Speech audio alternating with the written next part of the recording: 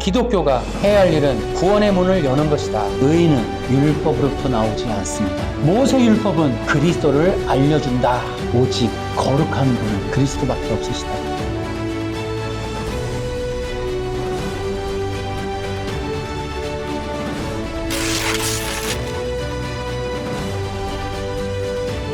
WEA에 대해서 모르는 분이 꽤 많아요. WEA 그 자료를 이렇게 찾아보면 네이버 검색을 하면은 이런 내용도 나옵니다. 2007년에 WEA와 제7일 안식교가 공동 성명을 발표했다.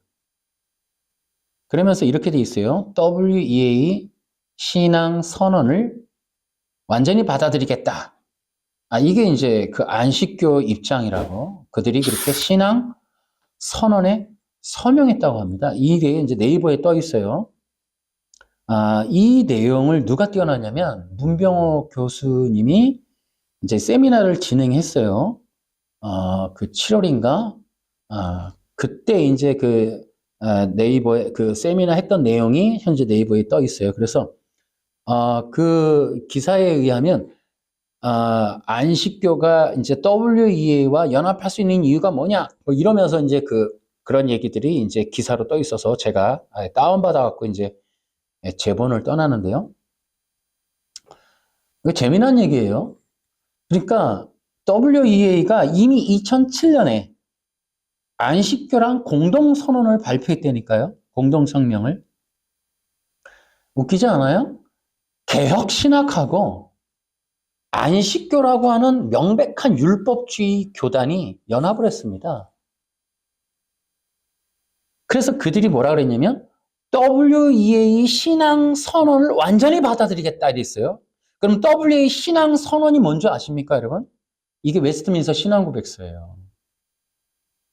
그러니까 안식교가 웨스트민스터 신앙고백서를 받아들이겠다는 겁니다. 웃기지 않습니까, 이거? 그들이 이걸 왜 받아들여요? 아니, 예를 들어 조사심판이라든지 토요일 날 교회 가야 구원받는다라고 주장하는 그들이 외신서를 받아들인다? 이런 내용을 좀 아는 분들이 별로 없어요. 그러니까 안식교가 웨스트민스터 신앙고백서를 볼 때 자기들의 교리와 일치한다고 보기 때문에 받아들이는 거예요. 그러니까 외신서가 율법주의 신학이라고 하는 건 이미 안식교가 증명을 해줬어요. 그래서 이제 개혁 신학자들 중에 이제 문병호 교수님을 비롯한 이런 분들이 이제 이 WEA와 한국교회의 이런 세미나나 이런 집회를 반대하는 세미나를 많이 했잖아요, 근래에. 근데 이제 재미난 거는 이 지금 2007년에 있었던 WEA와 안식교회 연합은 한국에서 있었던 거 아닙니다, 여러분. 이건 미국에서 있었던 거예요. 그러니까 미국의 이 WEA와 그 다음에 미국에 있는 안식교가 통합을 하는 거예요. 우리나라에서 하는 게 아니고. 우리나라에서 해봐야 무슨 소용이 있어요? 그래서 미국의 웨스트민스터 신학교를 중심으로 하는 WEA, 웨스트민스터 신앙 고백서를 신앙 고백을 하는 자들과 미국에 있는 안식교단 간의 연합이 이루어진 거예요. 웨스트민스터 신앙 고백서, 신앙 고백서를 중심으로 세워진 웨스트민스터 신학교단이 그들이 안식교와 연합을 한다. 그러니 그들이 뭐예요? 율법주의 신학 안에서 하나가 된 겁니다, 여러분. 그러니까 율법주의 신학이 뭐냐? 세계 모든 종교들이 하나로 연대할 수 있는 종교 시스템이라는 거예요. 이걸 우리가 알고 있어야 된다. 그러니까 이걸 잘 모르는 경우가 많아요. WEA를 반대하지만 이게 문제가 뭔지 실제로는 이들의 가장 큰 문제는 제7일 안식교와의 공동성명 발표. WEA와 이게 뭐냐 이거예요. 이게 뭐냐. 이거를 좀 생각을 하셔야 돼요. 이거를. 반대하시는 분들도 이걸 알고 가셔야 돼요. 그러면 왜냐면은 지금 이 한국의 개혁신학이라고 하는 사람들이 전부 웨스트민스터 신앙고백서 위에 세웠단 말이에요. 그러니까 누구도 웨스트민스터 신앙고백서가 문제가 있다라는 의식을 아무도 갖지 않고 있어요. 그 미국의 정희철 목사님이라고 하는 그분이 좀 그런 내용을 갖고 있는 것 같아요. 근데 웨스트민스터 신앙 고백서가 안식교가 받아들일 수 있을 만큼의 율법주의 신학이라는 것을 인지할 수 있는 사람이 없는 거예요.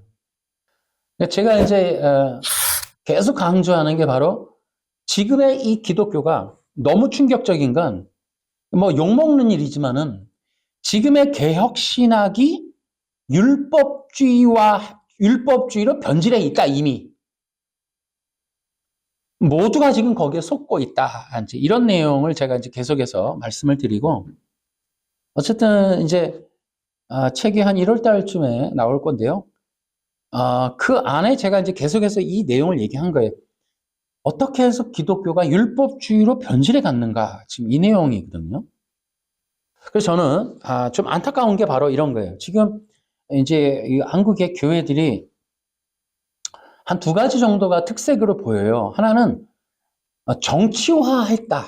하나는 우든 좌든 다 정치화했다는 것. 두 번째, 또 하나는 세속화했다. 설교나 이런 것들이 전부 세속화했다는 거예요.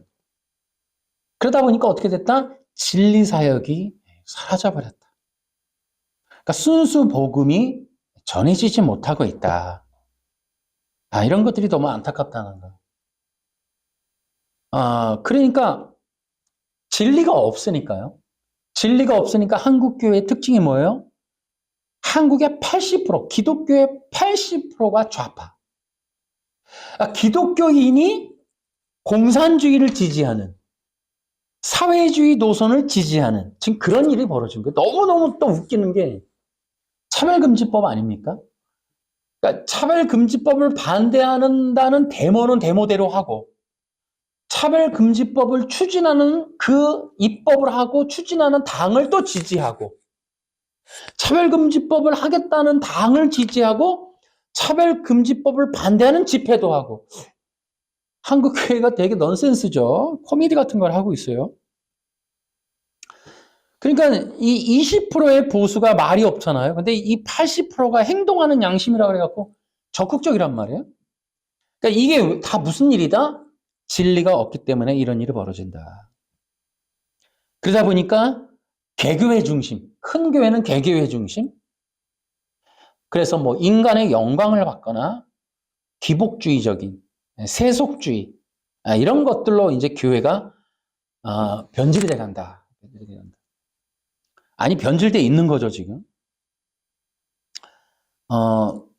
뭐 우리가 오늘 주제랑 좀 안 맞긴 하지만은 뭐 교회가 왜 정치 얘기를 하느냐 반대한다 뭐 이런 얘기가 있는데 그거는 성경의 진리를 몰라서 그러는 거예요. 성경의 진리, 창세기의 진리는 사상적인 문제입니다. 그러니까 이 종교 문제가 아니에요. 인간 문명에 관한 바벨탑을 보세요. 인간 문명이란 말이에요. 그러니까 또 재미난 건 뭐예요? 전 세계에 이런 사상적 사조는 두 가지밖에 없다. 좌파가 있다면 우파. 공산주의 다음은 뭐다? 민주주의다? 아니요. 기독교입니다, 여러분. 지금도 좌파가 싫은 사람들의 반대는 전부 기독교인이잖아요. 그러니까 중간에 있는 사람들이 헷갈리긴 하는데 중간에 있는 사람들이 이것도 싫고 저것도 싫다 그러지만 이게 이제 진리가 없기 때문에 이제 그런 일이 벌어지는 거예요. 사실은 세상에는 두 가지밖에 없는 거예요. 좌파, 우파. 중도라는 거는 있을 수가 없는 거예요. 이게 모두 다 뭐야? 진리가 없기 때문에 이렇게 됐다. 자, 그렇기 때문에 이제 막 이것저것 다 이렇게 짬뽕이 돼갖고 한국 교회가 지금 부패했다. 부패라는 게 뭐예요? 구원의 길이 막히는 거예요. 구원의 길이 뭐예요? 진리란 말이에요, 진리. 그러니까 그 진리를 선포해서 기독교가 해야 될 일은 따라해볼까? 기독교가 해야 할 일은 구원의 문을 여는 것이다. 이것보다 더 중요한 일이 없죠. 기독교의 본질은 구원의 문을 여는 거예요. 그러니까 기독교의 능력이 어디 있느냐면 성도들이 영생을 얻게 되는 거예요. 꿈을 꾸고 비전을 하고 뭐 이게 아니에요. 기독교의 가장 위대한 가치는 구원을 얻게 되는 것. 영생을 얻는 것이다라는 거예요. 이것을 잊어버리거나 이러한 목적 중심성을 잃어버리면 부패하고 타락했다는 거예요. 그러니까 기독교의 본질을 하지 않으면 이게 1년에 한 번, 두 번 설교한다 그런 개념이 아니에요. 여러분, 기독교는 설교라고 하는 것 자체가 복음인 거예요. 1년에 한 번은 복음이고 99번은 뭐 다른 90%는 뭐 세속이고 있을 수가 없는 거예요, 여러분. 그것은 설교가 아니라 그냥 연설을 하면 돼요. 예배 시간에 하지 말고 다른 시간에 모아서 연설하면 되는 거예요. 복 받는 법에 대해서 오늘 북 콘서트를 하겠습니다.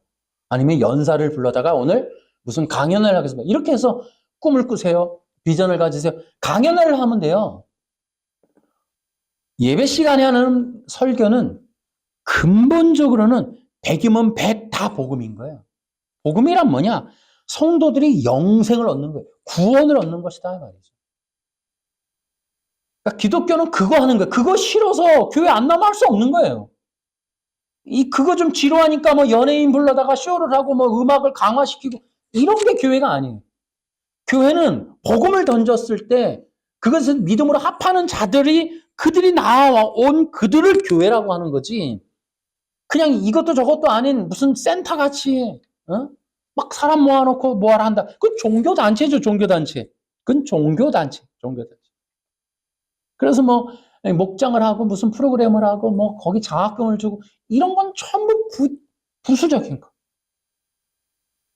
교회는 영혼 구원을 위한 진리를 그 진리가 교회를 교회되게 하고 예배를 예배되게 하고 기독교를 기독교 되게 하는 거예요. 아멘? 진리가 있으니 세상이 덤비질 못하는 거예요. 못 이기니까.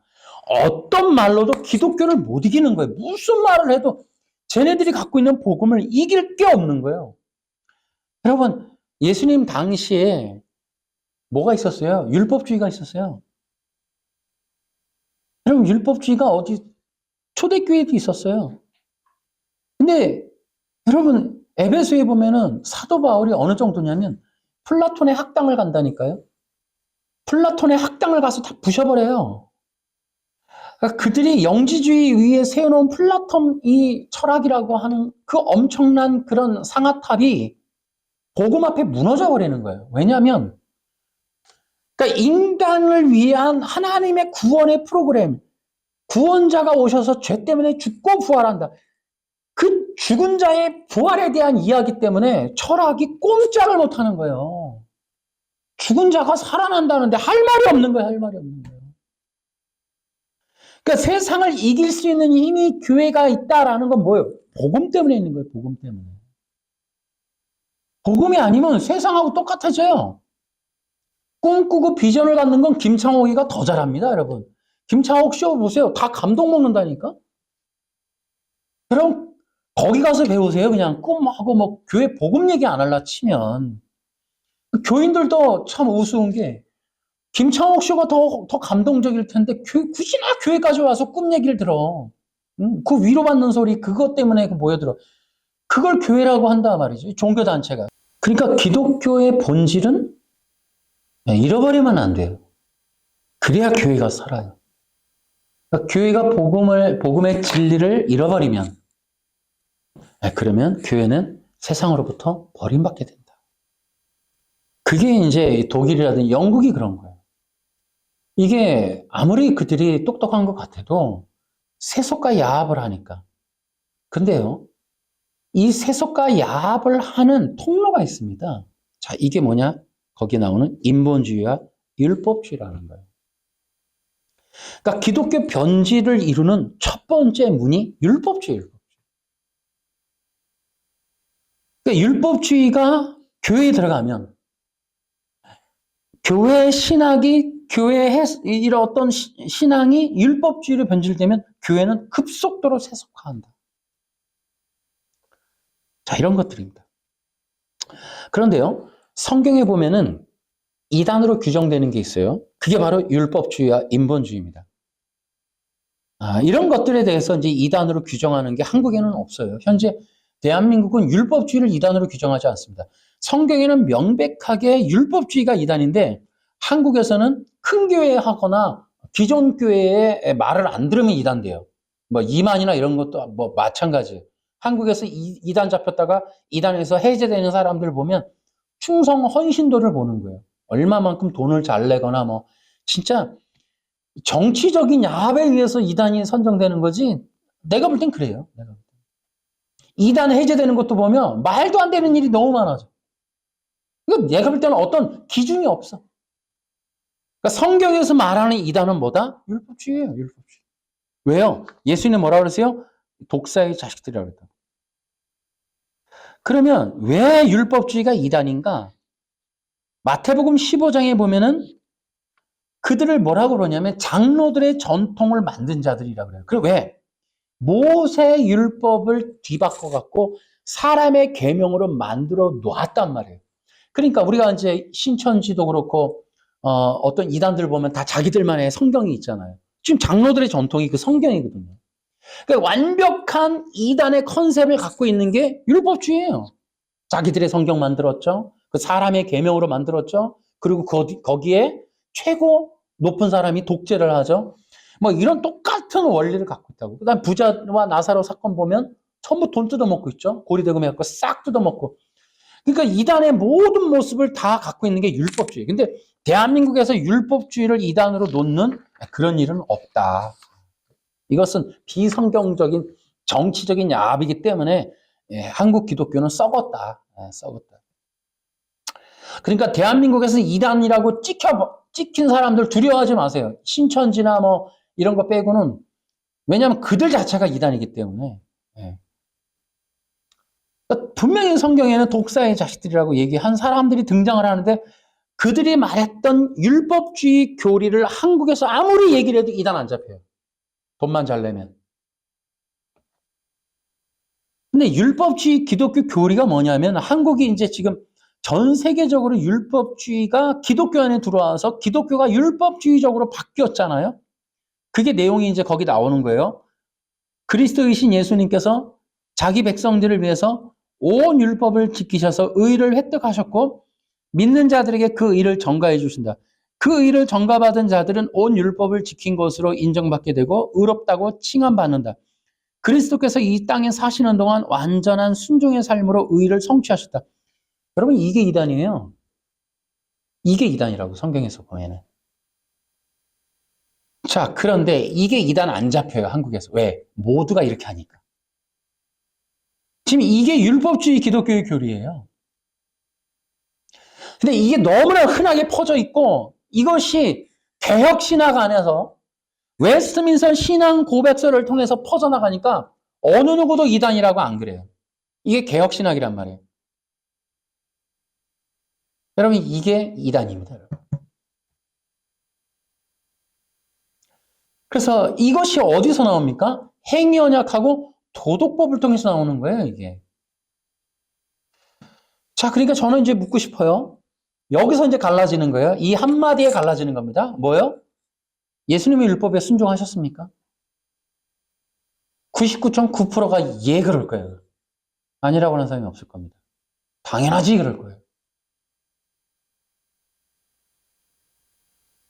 지금 한국에 있는 모든 신학, 모든 목회자들의 머릿속에 뭐 있다? 예수님의 율법을 지키셨다는 거예요.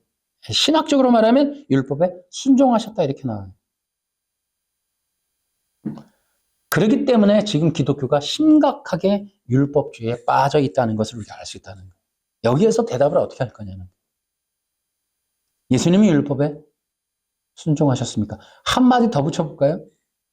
예수님이 율법을 지키셔서 의의를 획득하셨습니까? 다 예 그럴 거예요. 네, 그래서 이 지금의 대한민국 기독교는 이단이라는 거예요. 성경적으로 보면 명백하게 율법주의. 근데 재미난 게 한 가지가 있어요. 이제 또 계속 나가기 전에. 능동순종 교리라는 게 있습니다. 지금 말씀드린 게 능동순종 교리인데 이게 너무 재밌는 게 이거를 옹호하는 자들이 누구냐면 진보 기독교예요. 너무 재밌더라고요. 제가 그 살펴봤더니 진보를 지향하는, 그러니까 김용주 박사님이 얘기했던 한국 신학교 80%가 진보입니다. 그랬는데 그 80% 안에서 능동순종을 인정한다는 거예요. 충격이었어요, 저는. 그러니까 지금의 이 개혁신학하고 진보신학이 만나는 지점이 능동순종이에요. 참 기가 막히지 않습니까, 여러분? 그러니까 이 능동순종, 예수님이 율법을 지키셨고 그래서 의를 획득했다. 이 부분. 여기에서는 진보와 보수가 없다. 통합이 됐다, 이미. 그러니까 WE가 오는데 대한민국의 어느 교단도 반대하지 않는다.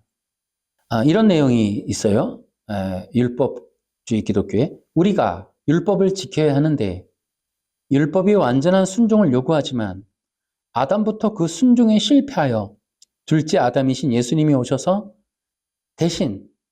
우리 대신, 인간 대신 완전하게 순종하셔서 의를 획득하시고 이제 예수님을 믿으면 의롭게 되고 율법을 지킨 자가 된다. 뭐 이런 얘기. 여러분 지금 말씀을 드린 PPT를 좀 보여드리는 이 내용이 복음입니까? 율법주의입니까? 여러분들 한번 분별해 보세요. 아니 이게 너무나 흔해서 지금 이게 복음이라고 지금 전해지고 있기 때문에 당연하지 이렇게 할 거예요. 왜냐하면 제가 지금 PPT 띄워드리는 이 내용들은 제가 쓴 게 아니라 개혁주의 책들 제가 한번 다 갖고 와볼까요? 개혁주의 책들에 기록된 걸 제가 그대로 넣은 겁니다. 제가 다시 한번 물을게요. 예수님이 율법에 순종하셨습니까? 예수님이 율법에 순종하시는 것이 옳습니까, 여러분? 더 중요한 건 예수님이 율법에 순종해서 의의를 얻으셨습니까? 자, 이 부분을 우리 기독교인들을 한번 대답해 보시죠. 자, 율법주의 기독교는 문제가 많아요. 이 부분은 구원과 직결되어 있기 때문에 우리는 다시 봐야 돼요.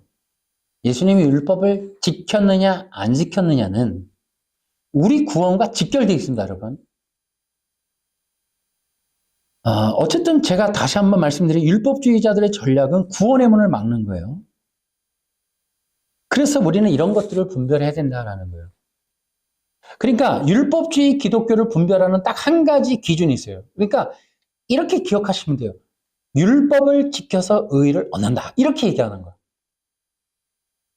이렇게 말하는 것이 율법주의 기독교라는 거예요. 율법주의라는 거예요. 근데 이제 이렇게 얘기를 해요.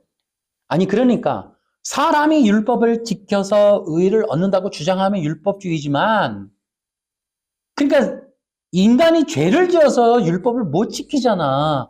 율법이 요구하는 완전한 순종을 할 수가 없다고. 그러니까 죄가 없으신 예수님이 대신 율법을 지킨 거라고. 이게 이제 대부분 얘기하는 능동순종 얘기죠. 이게 지금 다 얘기하는 거예요. 특히 한번 광고 하나 해드릴까요? 부흥과 개혁사 책들을 보시면 다 그렇게 나옵니다. 자, 근데 제가 또 이렇게 말씀을 드릴게요. 사람이 지키든 예수님이 지키든 누구든지 율법을 지켜서는 의를 얻지 못한다는 사실입니다. 이게 바로 로마서 3장 21절 얘기예요. 우리 같이 한번 읽어볼게요. 그러므로 율법을 지키는 것으로 하나님 앞에서 의롭다고 인정받을 사람은 아무도 없습니다. 왜냐하면 율법은 우리가 죄인이라는 사실을 알게 해주기 때문입니다. 21절 그러나 이제는 율법이 없이도 하나님께로부터 오는 의가 나타났습니다.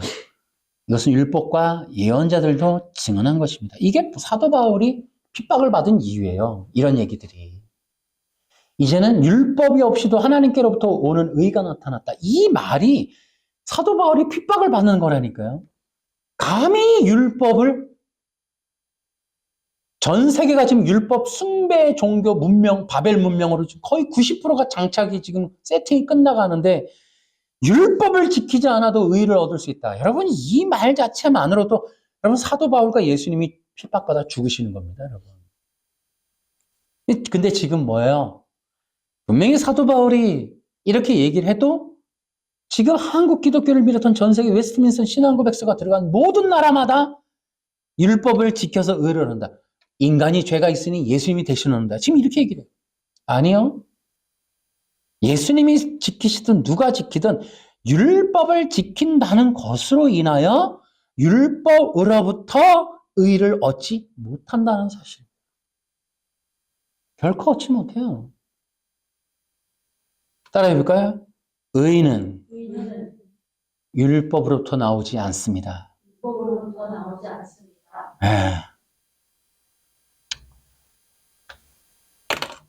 그러니까 제가 이렇게 얘기하는 것은 정말 너무나 많은 사람들이 이렇게 지금 이런 율법주의적인 기독교에 속아 있지만 그래도 실천의 용사가 있으리라 저는 생각하고 이런 말씀을 드리고 앞으로도 계속해서 제가 이러한 부분이 어떤 부분인지는 구체적으로 갈수록 구체적인 내용들을 더 공개할 겁니다. 이제 책이 나오면 더더욱이나 그런 부분을 더 많이 말씀을 드리도록 그렇게 하겠습니다. 그러니까 율법을 지켜서 의를 한다는 개념은 지금 예수님이 율법을 지켰냐? 여러분 제가 물어보니까 이번 주에도 어떤 목사님이 지켰다 당당하게 얘기하셨어요. 이건 뭐예요? 세뇌당하신 거예요. 우리 전문 용어로 가스라이팅이죠. 제가 AI랑 대화를 좀 해봤어요. AI도 예수님이 순종하셨다 이렇게 나오길래 예수님이 율법을 지키셨다는 직접적인 내용이 성경에 있느냐? 근데 AI도 인정해요. 없다고 나옵니다. 여러분이 한번 찾아보십시오. 그러니까 예수님이 평생에 걸쳐 율법을 지키지 않으셨을 뿐더러 율법을 지키신다고 해도 율법으로부터 의를 얻지 못하십니다. 여러분 성경에 보면은 예수님이 혈류병 앓는 여인을 만나잖아요. 명백한 율법을 어기는 겁니다. 피 흘리는 여인과 가까이 하는 것 자체가 이미 율법을 어기는 거예요. 사마리아 여인과 가까이 하는 것 어기는 겁니다. 중풍병자 마찬가지예요. 38년 된 병자 전부 마찬가지입니다. 또 가늠한 여인을 돌로 치는 장면에서 돌로 안 쳐요. 여러분 사람들이 그때 당시에 예수님의 말에 반박할 수 있는 힘이 없기 때문에 물러난 거지 예수님의 말이 맞다고 물러난 게 아니에요. 결국 예수님이 하신 것은 율법의 재해석이란 말이에요. 완전한 해석이라고요. 그러나 율법주의자들은 결코 거기서 물러난 것이 끝이 아니에요. 그 돌을 들어 기필코 예수님의 그 등을 꽂는 겁니다. 이것이 율법주의예요. 자, 그러면 이제 우리가 간단하게나마 율법이라고 하는 것과 율법주의를 조금 이해를 하셔야 돼요. 제가 이제 가스라이팅이다 이렇게 얘기하는 이유가 바로 이런 겁니다. 율법이 뭐냐 딱 들어가도 또 여기서도 또 달라져요. 헷갈려 한다고요. 그러니까 무슨 얘기냐면 우리는 너무나 많은 사람들이 율법을 지켜야 한다라는 개념을 갖고 있는 거예요. 율법은 지키는 것. 이게 이미 제가 묻잖아요. 예수님이 율법을 지켰냐? 당연히 그렇다. 이게 대부분이에요. 그러니까 이 개념이 가스라이팅이라고 해요. 여러분 제가 미리 얘기하면 사복음서와 서신서들은 율법을 지키는 것으로 말하지 않아요. 이것을 믿는 것으로 말하는 거지. 그러니까 이 율법의 정의서부터 이미 다 어그러진 거예요. 율법을 지킬 거냐 말 거냐 이 개념으로 인식시킨 거. 요게 조작이에요.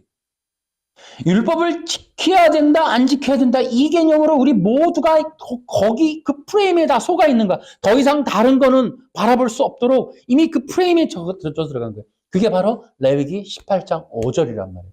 그래서 레위기 18장 5절을 사도 바울이 해석한 그 내용을 회복하기 위하여 제가 이 책을 쓴 겁니다. 그 내용은 나중에 또 자세하게 말씀을 드릴게요. 그러니까 우리는 이런 생각을 하셔야 돼요. 구약에 있는 율법을 한번 보시라고요. 그러니까 제가 이번에도 어떤 그 개혁주의 신학 책을 읽었는데 제가 나중에 다 보여드릴게요. 거기에도 뭐라고 되어 있냐면 구약의 그러니까 이 행위 언약이라고 하는 존 페스코의 이 책 중에 행위 언약이라는 책이 있어요. 그 사람의 책에도 보니까 그런 얘기가 나옵니다. 뭐냐면 인간이 이 법을 지켜야 된다. 그것이 아담서부터다. 선악과 언약이 그러면 율법을 지키라는 뜻이었냐? 그 선악과 언약이 행위의 법이었고 도덕적인 법이었다. 그 선악과 언약이 나중에 뭐로 바뀌느냐? 십계명으로 바뀐다. 이게 존 페스코, 웨스트민스터 신학교 미국의 교수들이 다 얘기하는 거예요. 아담은 행위로 구원을 얻었는데 그러면 아담이 어떤 행위를 해야 했을까? 도덕적인 행위를 해야 했다. 그 도덕법이라고 하는 선악과 언약 2장 창세기 2장 17절은 도덕법이었고 그 도덕법이 나중에 추후 성문화되는데 그것이 십계명이다. 지금 이렇게 얘기를 한단 말이에요. 그래서 모두가 그 도덕적인 법 십계명을 지켜야만 하는데 죄가 있어서 못 지키니 예수님이 십계명을 다 지키셨다. 평생토록 한 번도 안 어기고 다 지켰다. 자, 이게 바로 지금 개혁신학입니다. 기가 막힌 일이죠. 근데 재미난 거는 뭐예요? 제가 책을 쓰는데 그 내용들을 비판하기 위해서 인용할 거는 수천만 가지예요. 너무 많아서 인용도 다 못했어요. 책 분량이 500페이지를 넘어가니까 인용을 하면 계속 늘어나니까. 그런데 이 뜻은 그 뜻이 아닙니다. 창세기 2장 17절은 도덕적인 십계명 법이 아닙니다라고 하는 책을 인용하려고 찾으면 없습니다, 여러분. 기가 막혀요. 이게 지금 현실이라는 거예요. 여러분, 구약의 율법 지켜야 되는 법일까요? 우리가 구약의 예를 들어 레위기라든지 출애굽기라든지 이런 법들, 그러니까 이걸 잘 이해하셔야 돼요. 이스라엘 백성이 어디로 이동했다. 이거 율법이에요? 아니잖아요. 그렇게 했다는 행동을 묘사하고 설명하는 내용이지. 그럼 율법은 시내산에서 내려와서 얘기해 주잖아요. 그래서 율법을 얘기하는 내용들이 나오잖아요. 근데 그 내용들이 다 뭐예요? 구약, 성막, 제사장, 제물 이런 내용이잖아요. 도대체 왜 그런 얘기를 했을까요? 이해가 안 되는 레위기 출애굽기 왜 필요한 걸까요? 이 내용을 레위기 11장은 간단하게 정리하는 거예요. 그러니까 왜 이스라엘 백성이라고 하는 그 백성에게 율법이라고 주면서 그게 하필이면 짐승을 피를 내서 번제를 드리고 태우고 성막에서 그 번거로운 성막을 정확한 치수까지 얘기하고 제사장들 옷과 왜 이렇게 하는 걸까요? 이 모든 것은 한마디로 말하면 제가 얘기하는 거 아니에요. 내가 거룩하니 너희도 거룩하라는 명령임을 보여주는 거예요. 그러니까 율법이라고 하는 게 뭐냐면 하나님께서 이스라엘 백성들에게 요구했던 건 내가 거룩하니 너희도 거룩하라라는 법에 대한 이야기라는 거예요. 그러니까 피를 내고 제사장이 옷을 입고 그렇게 하는 모든 것들은 하나님의 명령, 곧 우리가 거룩함으로 인하여 하나님 앞에 그 명령대로 어떻게 나아갈 것인가에 대한 법이라니까요. 이 내용이 사라져버렸어요.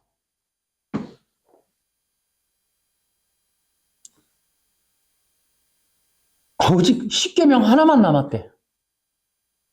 지킬 수도 없고 의식법, 사회법은 이미 폐지되었고 이렇게 나온다고. 누가? 개혁신학이. 그러니까 율법이라고 하는 하나님이 시내산에서 모세를 통해 주셨던 그 법의 핵심이 거룩이라고 하는 게 사라져 버렸어요. 내가 거룩하니 너희도 거룩하라라는 이 말씀, 율법의 핵심, 율법이라고 하는 정결 예법이 이스라엘 백성에게 주어져야만 했던 그 목적, 거룩함. 그래서 그 이스라엘 백성들이 어떻게 해야 거룩하신 하나님 앞에 우리가 나아갈 것인가에 대한 그 모든 것들이 제사장 제물, 그 모든 번제에 관한 모든 것들이 뭐예요? 그것이 바로 그 언약궤 앞에 나아가기 위한 준비 과정들이에요. 준비 과정. 응? 그 많은 내용들이 그 언약궤 앞에 나아가기 위한 것들이라니까요. 어떤 짐승으로, 어떤 제물로, 누가, 어떻게 썰고, 자르고, 피를 받아서, 어떻게 씻어서, 그 다음에 최종적으로 그 피를 가지고 언약궤 앞에 나아가서 살 것인가에 대한 얘기란 말이에요.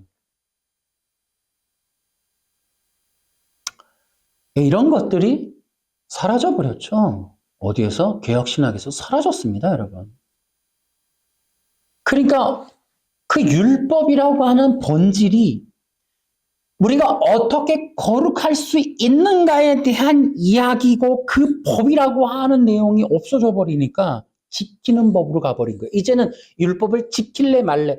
제사는 그거 폐지됐잖아. 우리가 어떻게 이제 짐승을 써니? 폐지. 지금 이렇게 조작을 다 해놓은 겁니다, 여러분. 기독교가 초토화됐어요, 지금. 그런데 재미난 게 뭐예요?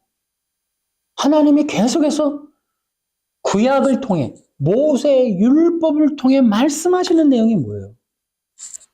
너희가 양을 가지고 피를 가지고 양을 잡아서 번제단 앞에 아무리 잘 나가도 너희는 거룩해지지 않아 라는 거거든. 그 얘기를 하는 거예요.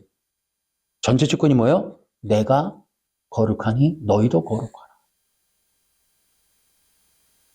그러니까 우리가 하나님과 같은 하나님의 거룩에 인간이 거룩해야 하는 거예요. 여러분, 어떤 법이 완벽해도 그 짐승의 피로 가지고 간들 사람의 정죄를 지느냐? 아니라는 거죠. 인간 자체가 아무리 짐승을 잘 잡아도 속죄함을 못 얻는 거예요. 그러면 그 율법은 왜 주신 걸까요? 그 율법은 인간이 어떤 행위, 짐승을 잡는 법조문대로 어떤 일들을 행함이 거룩이 아니라 그 율법으로 인하여 그 율법이 말씀하는 건 바로 인간의 죄를 완전히 속죄해 주실 중보자에 대한 이야기다라는 거란 말이에요. 그러면 재밌어져요. 구약의 율법이라고 하는 건 하나님 앞에 거룩함을 입고 하나님 앞에 나아갔을 때 하나님이 내가 너희들이 거룩하구나. 너희들은 거룩함으로 너희들이 정결하게 나에게 나아왔구나 했을 때 쉐카이나 생명이 부어지는 거란 말이에요. 그래서 어떻게 해요? 쉐카이나가 임할 때 이스라엘 백성들은 생명을 얻어 그 앞에서 삶을 누리게 되는 것이 이게 이스라엘 백성의 왕 같은 제사장 국가의 특별한 혜택이란 말이에요. 세상 어디에도 볼 수 없는 엄청난 진리죠.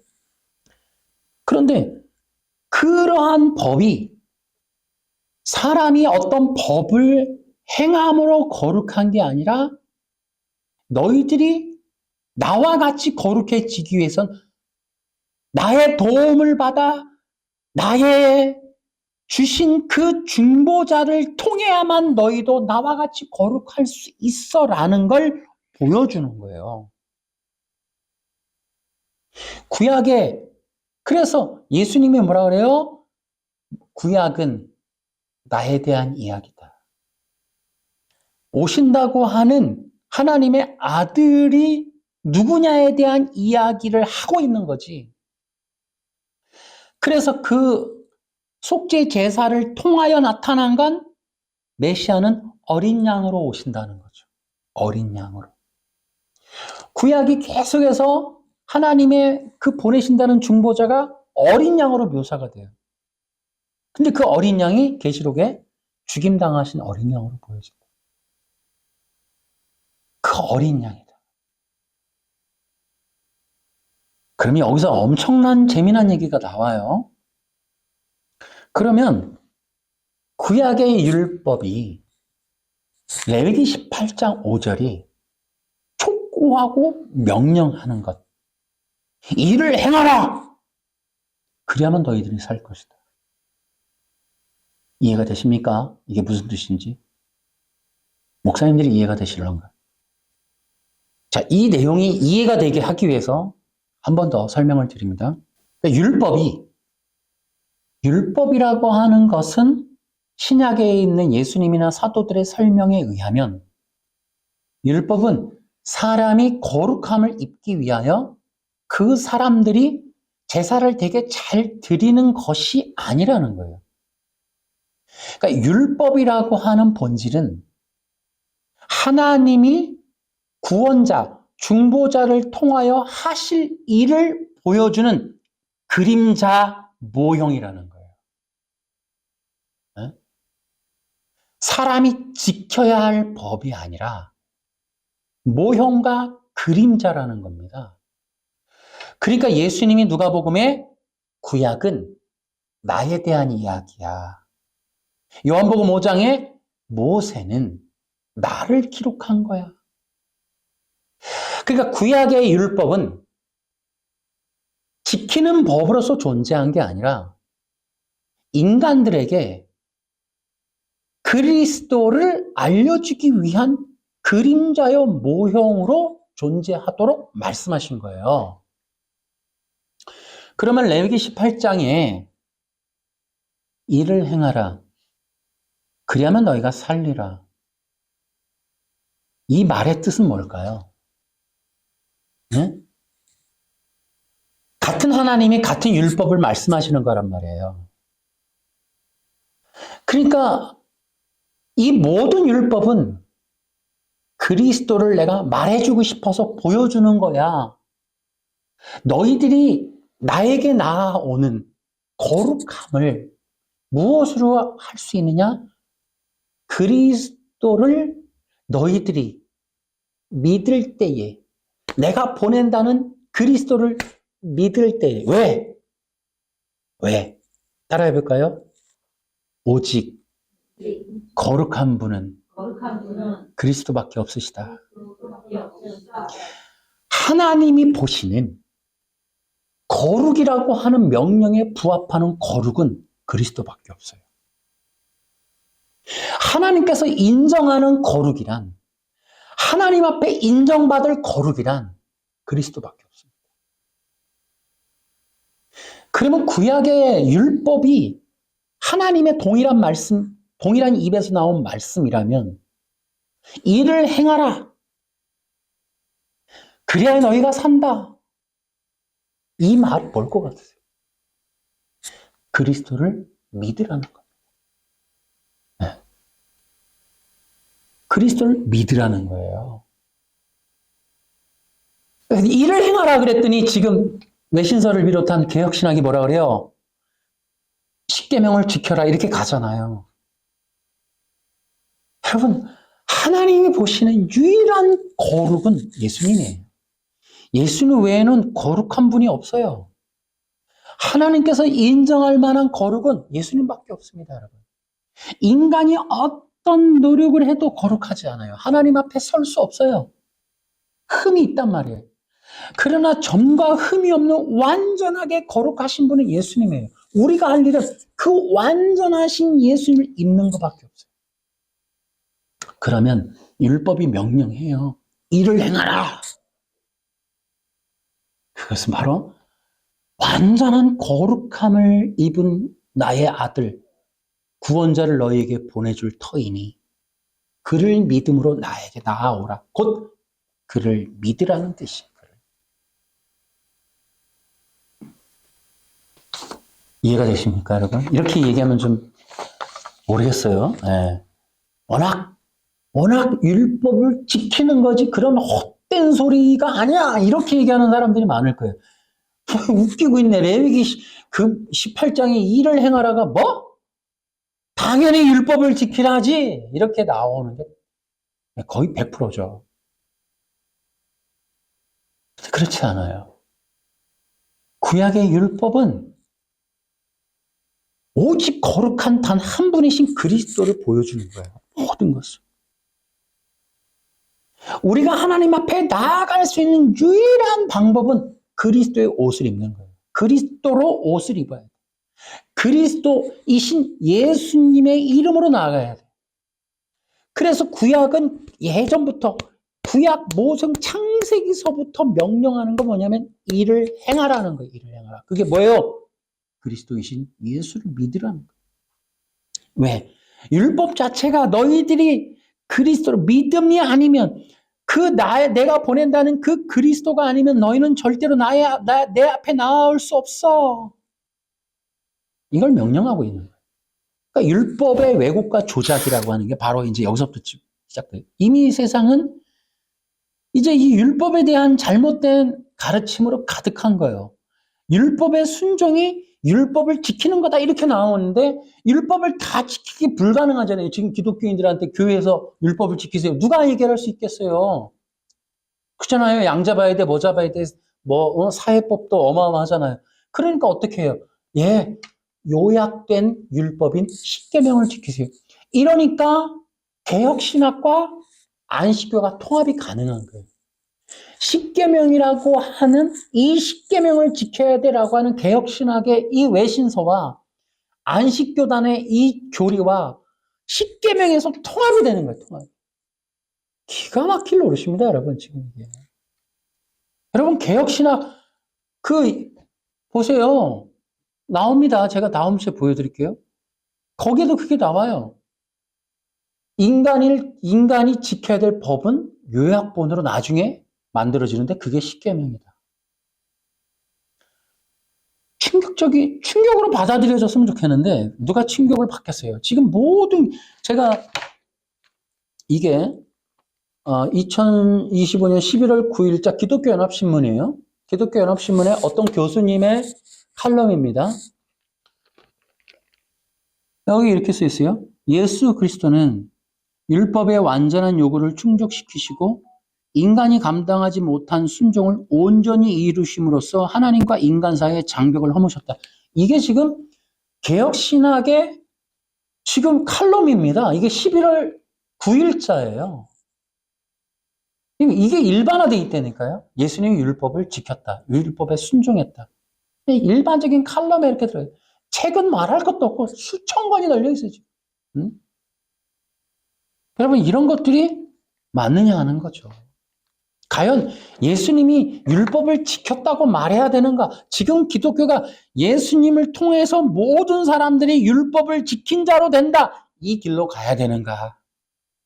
우리 기독교가 예수님이 율법에 순종했다. 예수님이 율법을 지켰다. 그래서 의의를 얻으셨다. 여러분 이 율법, 이 어마어마한 이 거짓말을 이거를 지금 우리가 따라가야 되느냐 말이죠.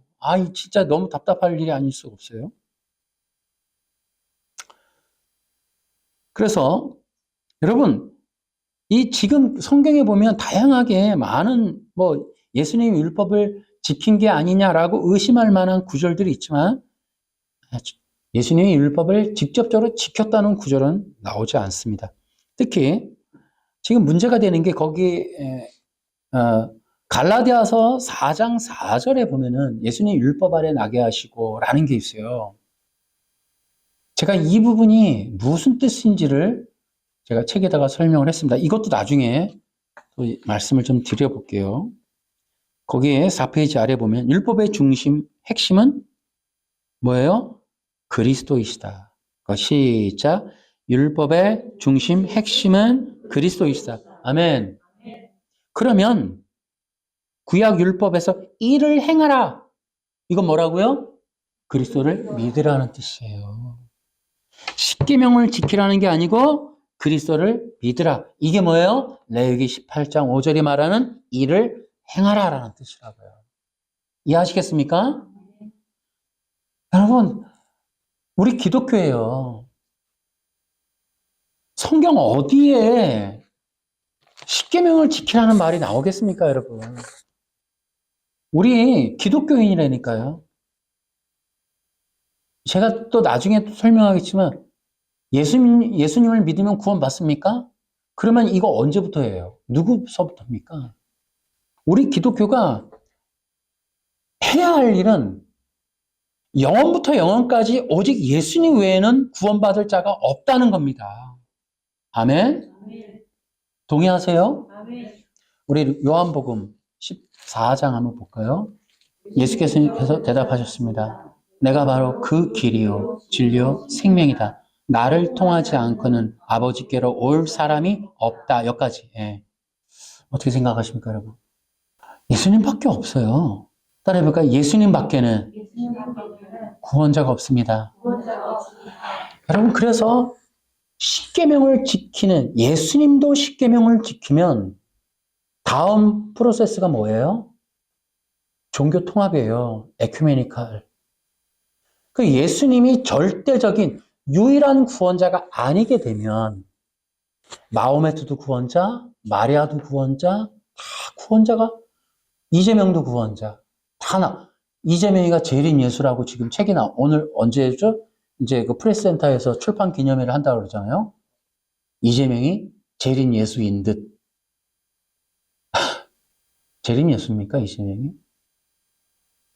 이 기독교 어디로 가는 걸까요? 이 기독교 진짜 믿어도 될까요? 우리 기독교가 이 길에서 벗어나 있어요. 요한복음 14장 6절도 좀 부인하고 있다니까요. 아니라고요? 예수님이 율법에 순종했다고 믿는 당신은 이미 여기서 벗어난 겁니다. 예수님이 율법에 순종해서 의를 얻었다는 이 말만으로도 이미 예수님은 구원자 중에 한 분이에요. 이미 당신들의 믿음 때문에 에큐메니칼이 열리는 겁니다, 여러분. 이거에 대해서 어느 누구도 반기를 들지 않고 있는 이 사항 자체가 대한민국 기독교가 이미 구원의 능력을 상실한 겁니다, 여러분. 예수님이 율법을 지켜서 의를 얻었다. 이 복음으로는 절대로 구원의 문이 열리지 않습니다, 여러분. 우리가 이것을 생각하셔야 돼요. 거기 파란 글씨 5페이지. 자, 시작. 율법을 수건으로 덮고 가리고 왜곡한 것은 장로들의 전통이다. 그러면 시작. 오늘날의 장로들의 전통은 뭐냐? 웨스트민스터 신앙 고백서다라는 거예요. 이거 PPT로 좀 띄워서 많은 사람들이 보게 해야 됩니다. 네, 저는 이미 이단되고 욕먹겠지만 진리를 말해야죠. 예수님이 율법을 지켜서 의를 얻으셨다고 주장하고 있는 웨스트민스터 신앙 고백서는 이미 이거는 변질이고 왜곡입니다. 이것 때문에 기독교가 지금 종교 통합이 되어도 아무 이상이 없었게 돼버려요. 행위구원과 도덕법이 장로들의 전통 같은 역할을 했기 때문에 눈과 귀를 다 멀게 해버렸어요, 지금. 전 세계 기독교가 다 속았어요, 지금 웨스트민스터 신앙 고백서에. 장로들의 전통이 뭐예요? 장로들의 전통이 뭐예요? 따라해볼까? 율법에서 그리스도를 가리고 덮는 것. 그게 바로 장로들의 전통이에요. 그러니까 구약이라고 하는 율법은 인간들이 지켜야 할 법이 아니라 그리스도를 알려주는 계시의 복음 역할을 했다니까요. 따라해볼까? 모세율법은 그리스도를 알려준다. 아멘. 그래서 뭐라 그래요?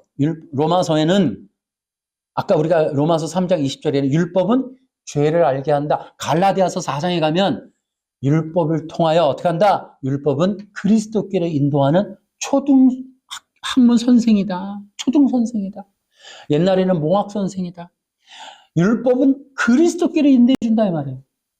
이게 율법이에요. 이미 이래서 사도 바울이 핍박을 받는 거예요. 율법을 그리스도로 연결했기 때문에. 왜?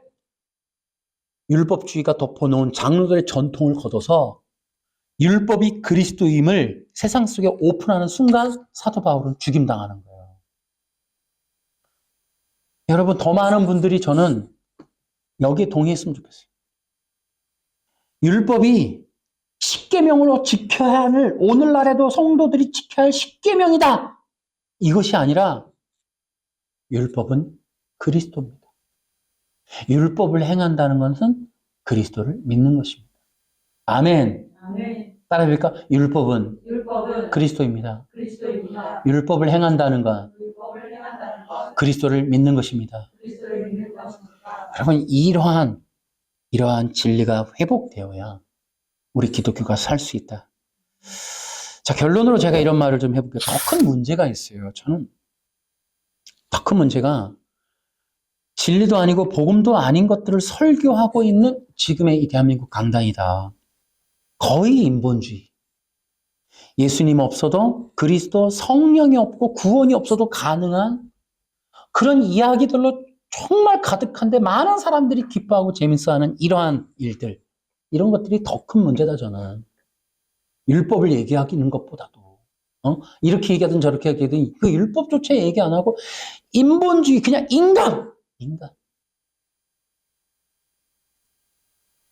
여러분, 지금은 세상을 끝을 향해 달려가고 있어요. 지금 온 세상. 기독교도 지금 끝이 보입니다, 여러분.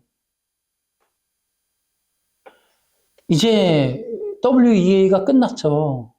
이제 폭주기간처럼 달려갑니다. WEA 끝나자마자 백석하고 순복음하고 통합한다. 알비니안하고 칼빈주의가 통합한다. 여러분, 십계명에서 통합하는 거예요. 다 인본이기 때문에 어차피 교회 큰 놈이 장땡이고 돈 버는 방법, 부자 되는 방법, 건강해지는 방법, 행복해지는 방법이라고 하는 새로운 기독교적 교리, 새로운 기독교의 인본주의적 종교 안에 모두가 다 통합이 돼버리는 거예요. 성도의 비전과 꿈이라고 하는 4차원 영성과 개혁주의가 지향하는 성공의 법칙과 모든 종교가 다 통합하는 거예요. 어차피 똑같은 거예요. 4차원 법칙이나 개혁주의가 말하는 비전, 성공, 꿈이나 똑같은 거니까 통합하는 거예요. 전혀 틀릴 게 없어. 조금 더 성령을 강조해서 성령의 방법으로, 말씀 듣는 방법, 예배의 방법으로, 1,000번째 방법으로, 4차원 영성으로, 5차원 영성으로 그냥 성공하고 비전, 꿈을 꾸고 잘 되기만 하면 잘 되는 나. 이거에 뭐 인본주의 하나에 모든 종교가 통하고 여기에 불교도 들어오고 이슬람도 다 들어오는 거예요. 사람들은 선택하는 거죠. 어디가, 어떤 종교가 내가 성공하는데 더 유익할까, 유리할까. 이거 찾아가면 되는 거예요. 그러니까 지금도 교회가 끝없이 사람들에게 유익될 만한 얘기들을 해주느라고 복음도 없고 성경, 예수 그리스도, 뭐 구원, 지옥, 천국 아무것도 없어도 끝없이 얘기하는 거예요. 사람들은 열광을 하는 거예요. 그러니 뭐 순복음이 들어오든 안식교가 들어오든 뭐 신천지가 들어오든 가톨릭이 들어오든 아무 상관이 없는 거예요. 지금. 나만 잘 된다면야 뭐 끝나는 거죠. 우리 교회 사람만 많이 모인다면 뭐 우리 교단이 커져서 세계 제일이 되고 총회장이 되고 하는 것만 된다면야 뭐 로마 카톨릭이 아니라 불교, 이슬람도 내가 다 받아들인다. 그 개념으로 가버리기 때문에 지금 이 세상은 끝이 다 보인다. 여러분, 이 끝은 구원의 문이 막히는 겁니다. 여러분, 뭐예요? 예수님과 천국과 지옥과 죄와 사망과 이런 거 빼고 얘기하자는 거예요. 빼고 얘기하자는 거예요. 전 세계적인 종교 단체 만들자는 거예요. 너 잘 되고 나 잘 되고 내가 세계적으로 유명해지는 거, 그런 거 만들자는 거죠. 그러나 구원, 천국, 속죄 이런 것만 놓고 보면 예수님밖에 없어요. 아멘? 그거 외에는 그럼 다른 종교 못 들어오는 거예요, 여러분. 이거 안 되는 거거든요. 그런 진리를 빼고 얘기하자 이래버리니까 종교가 통합이 되는 겁니다. 저는 그게 더 큰 문제다. 또 하나가 뭐예요? 지금 기독교 신앙들이 거의 율법화에 지금 다 들어갔다. 율법주의에 빠지면 어떻게 돼요? 종교의 영에 매여서 종관 노예의 생활만 하는 거예요. 노예가 된 거야, 노예. 종교 노예. 지금 이재명이 재림예수다. 여러분, 이 정도면요, 그 이재명을 추종하는 거예요. 그거는 종교, 이재명 종교예요, 그거는. 그 책이 지금 출판돼서 나와서 지금, 뭐 출판 기념회 한다. 이재명이 재림 예수인 듯. 이제 이 정도가 어떤 사람들이 기독교인이라 그러면 이 정도라고 그러면 그들에겐 예수님이 없는 거예요. 예수님을 믿지 않는 사람들인 거예요. 이 정도면 기독교가 아니죠. 또 다른 사이비 종교가 된 겁니다. 이재명 사이비 종교가 된 거예요. 그러니 그런 말을 하거나 그런 책을 쓴 사람은 오히려 이재명을 더 죽이는 꼴이 되는 겁니다, 여러분. 이게 말이 됩니까? 교주입니까, 지금? 말도 안 되는. 그래서 그런 얘기를 했더라고요. 그래서 김세윤 교수도 여기에 한몫을 했습니다. 합동, 정말 부끄러워 하셔야 돼요. 이 김세윤 교수가 뭐라 그랬어요? 마치 뭐 예수님 같다고, 김세윤 교수가. 왜? 역경을 딛고 뭐 죽을 듯 살 듯, 또 죽은 것처럼 또 살아나고, 죽은 것처럼 마치 죽음에서 부활한 예수님 같다고 얘기를 했어요. 이게 도대체가, 이게 기독교가 어디로 가는 건지 모르겠어요. 그래서 저는요, 이 폭주기관차가 끝나는 지점에는 여러분과 나는 순교밖에 남는 거 없어요. 오직 예수, 이거 하나에 목숨 거는 사람들은 죽을 수밖에 없어요. 뭐, 지금 깜빵도 가잖아요. 여러분, 이제 우리 같은 사람들이 이렇게 썸네일 말하고 이런 뭐 설교 시간에 뭐 이재명 얘기하고 이러면 깜빵 가는 그런 시대 눈앞에 왔다 나는. 일반적으로 들어간다, 이제는. 그런 시대가 지금 도래하고 있다. 그러니까 예수님 얘기한다고 여러분 깜빵 갑니다, 여러분. 그렇기 때문에 우리 마지막에 뭐 해야 돼? 복음의 능력을 지켜야 된다. 시작. 복음의 능력을 지켜야 된다. 그래서 어떻게 돼요? 참된 믿음. 따라해볼까? 참된 믿음. 굳건한 믿음. 살아있는 믿음. 아멘. 이거밖에 없어요. 저는 제가 이게 책을 쓰면서 1월 달에 이제 나올 건데 그런 생각을 했습니다. 웨스트민스터 신앙고 백서를 따르지 않는 7천의 용사. 율법주의 기독교를 거부할 수 있는 7천의 용사. 정말 그런 사람들이 나오기를 바랍니다. 진짜. 율법을 10계명이라 그러고 그 10계명을 지켜야만 구원받는다. 지금 이렇게까지 나아가는 기독교의 방향, 이거를 거부할 수 있는, 행위언약과 도덕법을 거부하는 교회 성공, 사람 많이 모이는 거, 유명해지는 거 다 포기하고 진짜 오직 예수님 한 분의 영광만을 위해서 복음을 전하겠다, 복음 따라 살겠다, 이런 성도들과 이런 목회자들이 필요하지 않나, 저는 그런 간절한 마음이 있습니다. 여러분도 마지막 시대 예수 그리스도의 복음을 지키시기 바랍니다. 예수님 아니면 구원 없어요. 예수 그리스도의 유일성을 지키면 여러분 소수가 돼요. 아주 소수가 돼요. 종교통합이 눈앞에 이제 와 있잖아요. 우리 진행되고 있잖아요. 여러분, 오직 우리가 여기서 끝나는 게 아니죠. 예수 그리스도를 믿고 받을 성령에 대한 얘기까지도 진행을 더 해야 되지만, 일단은 이런 기본적인 거에서조차도 이미 우리는 상당한 소외될 염려를 해야 된다. 그럼에도 나는 이 믿음을 지키겠다. 참된 믿음을 지키겠다. 기독교적 믿음을 지키겠다. 신앙을 지키겠다. 이러한 신앙을 정말 결연하게 절대 진리를 수호할 만한 이러한 신앙을 가지는 여러분 되시기를 주 예수님의 이름으로 축원합니다. 박수.